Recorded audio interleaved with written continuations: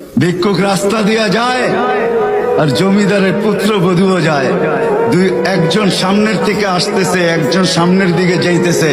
দুইজনের ক্রসিং এর সময় ভিক্ষুকের গায়ের কাদা জমিদারের পুত্রবধূর গায়ে লেগে গেছে।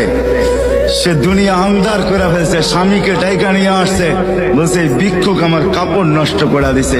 সে শুধু ভিক্ষুক ছিল না, বৃদ্ধ ছিল। বৃদ্ধ ছিল না শুধু, জীর্ণ ছিল, শীর্ণ ছিল, শরীরে কাপড় ছিল না, ফাটা চিরা কাপড় ছিল, পায়ে জুতা ছিল না, পেটে ভাত ছিল না। জমিদারের পুত্র সইতে পারে নাই, যৌবনী শক্তি সয় কি কইরা তার স্ত্রীর গায়ে ভিক্ষুকের কাদা, বস সমগ্র শক্তিকে হাতে একত্র করে বৃদ্ধের কালে বসায়। বৃদ্ধ কিচ্ছু বলে নাই, শুধু উপরের দিকে তাকায় দুই তিনটা শব্দ উচ্চারণ করছেন। শব্দগুলা হলো ইয়া মাল্লাহ তারা হলো ওয়ুন, ও আল্লাহ চোখে দেখা যায় না, ও তারা কুল্লা শাই তুই সব দেখিস, ফারা তারা মা বি তুই কি দেখিস না আমার সাথে কি ঘটতেছে, এটা কি দেখিস না?